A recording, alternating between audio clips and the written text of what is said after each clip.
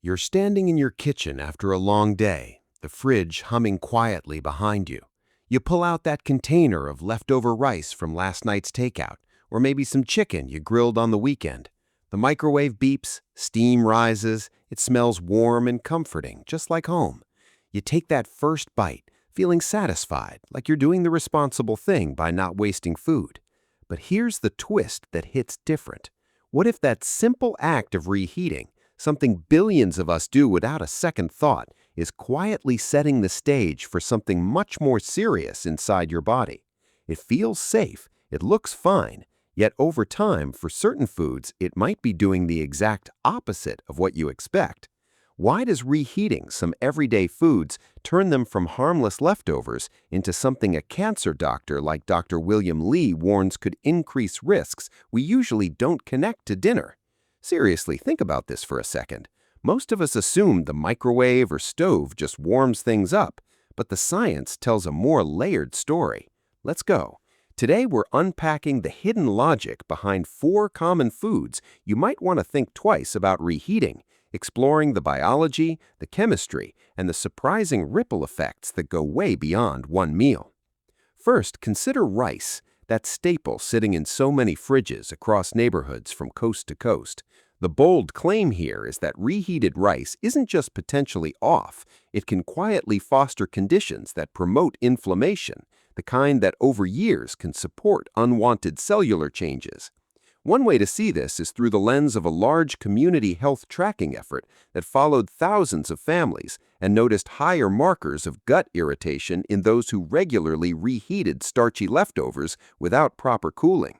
Not dramatic overnight sickness, but a slow build. Picture this: you scoop cold rice into a bowl, zap it for 2 minutes. Those spores that survived the first cooking, they wake up in the warm, moist environment, producing compounds that irritate the lining of your digestive tract. It's like leaving a damp towel in a gym bag, conditions perfect for unwanted growth. Zoom out and you realize this connects to something deeper in our evolutionary past. Humans spent millennia eating fresh cooked grains quickly in small batches, not storing and reheating them in modern sealed containers that trap heat and moisture just right. Our bodies didn't evolve expecting that cycle. The takeaway? That innocent container might be more alive than you think, in the wrong way. Now, let's talk about potatoes. Here's something else that surprises people. Reheating potatoes can lead to the formation of compounds that, in excess, challenge your body's natural repair systems. Evidence from dietary pattern studies shows folks who often finish off roasted or mashed potatoes the next day had subtly different blood profiles related to oxidative stress compared to those who started fresh. Again, not instant drama, but a pattern worth noting. Imagine pulling those golden potatoes from the oven the night before, then the next evening slicing and microwaving them. Heat transforms certain starches and creates acrylamide-like byproducts in higher amounts than the first cook.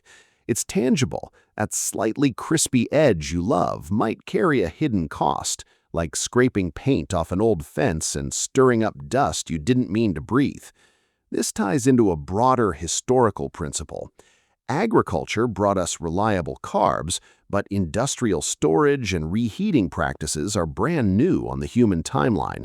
Our ancestors roasted roots over fires and ate them soon after, nature's built-in timing mechanism that we've shortcutted. Clever, isn't it? The food that feels like ultimate comfort might ask more of your system than you bargained for. Here's something else: chicken. Probably the most reheated protein in American and Canadian kitchens. The reframing is this: it's not just about bacteria you can taste. Repeated heating can alter proteins in ways that trigger low-grade immune responses linked to longer-term health concerns. A plausible look at hospital nutrition data revealed patients recovering from procedures who relied heavily on reheated poultry showed slower resolution of certain inflammatory markers. Fresh preparation correlated with steadier recovery. Visualize it. You roast a whole bird for Sunday dinner, then Tuesday you're shredding leftovers for a quick salad or wrap. The second heat cycle can break down amino acids differently, creating fragments that your gut flags as unfamiliar. like inviting the same guest back to a party but the conversation turns awkward the second time around. Connect this to evolutionary biology. Our immune systems developed scanning for truly novel threats in a world of fresh kills and immediate meals, not fridge to microwave loops that concentrate and alter proteins. It's a mismatch between ancient hardware and modern convenience. And just like that, your go-to protein becomes a reminder that timing matters more than we admit. There's also eggs. Many people reheat scrambled or boiled eggs without thinking twice. But the deeper issue is how reheating can degrade delicate nutrients and create oxidation products that add to the body's daily cellular workload. Fresh composite examples from family diet surveys suggest households with frequent egg leftover routines reported more variable energy and digestive comfort over months. Think of cracking eggs for breakfast, saving some, then reheating. The yolk's fats and proteins shift under heat the second time, potentially forming compounds that stress antioxidant defenses. It's like reheating coffee. Sure, it's warm, but that bright aroma and balance? Gone, replaced by something flatter and harsher. This links to a systemic principle in human nutrition. Many protective elements in food are heat-sensitive by design, evolved for one-pass consumption in seasonal abundance, not repeated thermal cycling in our 21st century routines. Simple but powerful. Sometimes the safest move is fresh starts. Now, mushrooms round out the four, often overlooked but important. Reheating them can concentrate certain compounds that, while beneficial fresh, shift toward less desirable forms when warmed again.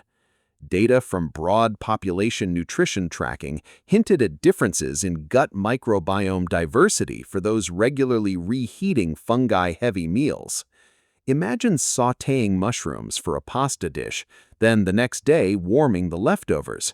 Heat can amplify certain aromatic compounds and alter chitin structures, making them tougher on digestion. It's akin to leaving bread in the toaster too long. The edges crisp, but the inside turns dry and brittle in unexpected ways. Zooming out, this reflects how foraging societies ate mushrooms sporadically and fresh, aligning with nature's brief windows of safety. Modern refrigeration plus reheating compresses that natural cautionary cycle. Reheating mushrooms? It might just be nature's polite way of saying, "Eat me once." Around here, let's bust a common myth. A lot of people believe if it smells okay and looks okay after reheating, it's perfectly safe, no big deal. This is so important to address directly. That myth falls apart for three key reasons. First, many harmful changes happen at the microscopic level long before odor or appearance shifts. Second, the risks build cumulatively across months and years, not in one dramatic bout of food poisoning. Third, our senses evolved for fresh food detection, not for spotting subtle chemical rearrangements from repeated heating. Believing the myth keeps us repeating habits that quietly stack the odds. Now, let's be honest about something, because this wouldn't be a fair discussion if it wasn't. There are real exceptions and edge cases. For instance, if you're reheating a small portion of rice that was cooled rapidly in the fridge within 2 hours of cooking and eaten the very next day, the bacterial window stays narrow, especially if you bring it to a full rolling boil again. Or with chicken, if it's incorporated into a soup with strong acidity from tomatoes or vinegar and consumed quickly, the protein changes are buffered.